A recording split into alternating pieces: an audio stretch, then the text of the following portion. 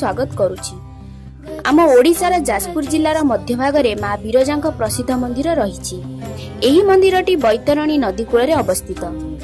बिरजा मंदिर केवल आम ओडिशार नुहे, एहा मध्य समग्र भारतर एक प्राचीनतम मंदिर। एही मंदिर रे देवी दुई भुजा दुर्गा रूप में पूजा पाई थांती। बिरजांक गोटिए हातरे त्रिशूल एवं अन्य हातरे महिषी रूप में थिबा महिषासुरर लांज देखिबाकू मिलिथाय, जहा भारतर अन्य कोनोसी मंदिर रे देखिबाकू मिलि नथाय। माँ बिरजांक मुकुटरे गणपति, शिवलिंग, जोनी, नागराज एवं अर्धचंद्र धारण करियछन्ति। इतिहास अनुसार सर्वप्राचीन नुहे, सर्वप्रथम माँ दुर्गा मूर्ति हेउचन्ति माँ बिरजा। व्यासंक महाभारत रे भारतर कोनोसी तीर्थ विषय वर्णना करा जाई नाही, केवल आम ओडिशार बिरजा क्षेत्र को प्रशंसा करा जाईछि। वर्तमान एही मंदिर त्रयोदश शताब्दीर हेले भी एही पीठटी गुप्त जुगर बोली अनेक गवेषक मत दैछन्ति।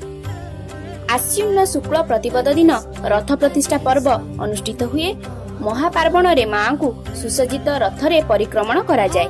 एही रथर नाम सिंहध्वज। रथर उच्चता 45 हात 12 अंगुली। रथटी 1028 खंड काठरे तैयारी एवं रथर सारथी हेउचंती चतुर्मुख ब्रह्मा। वामन पुराण अनुसारे ब्रह्मा 5 गोटी स्थान रे अश्वमेध यज्ञ करथिले।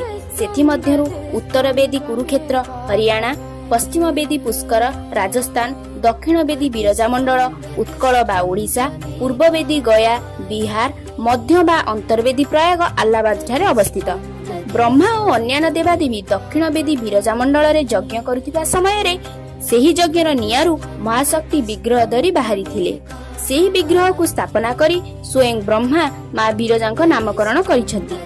पुराना मंदिरटी भांगी जिबा परे एही मंदिरटी परे निर्माण होइथिला। एही मंदिर को जजादी केसरी निर्माण करिथिले। मंदिरर उच्चता 35 फुट। मंदिर बेढ़ार क्षेत्रफल 300 वर्ग फुट।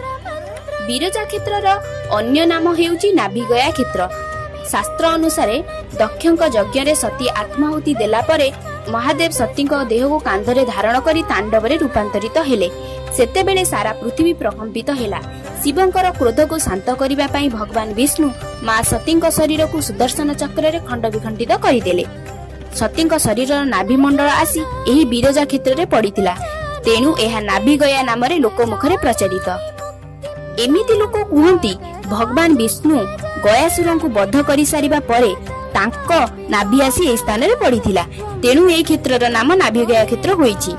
बिरजा मंदिर प्रांगण रे नाभिकुंड अछि एवं कुहा जाय पितृपुरुषों को ए स्थान रे पिंड दिया जाई थाए। समग्र दिवसर पिंड जेतेबेले नाभिगया कुंड रे पकाई दिया जाई थाए ताहा भरी जाय। सकाळु देखिले पिंडर कोनोसी पदार्थ सेही कुंड रे देखा जाय नाही।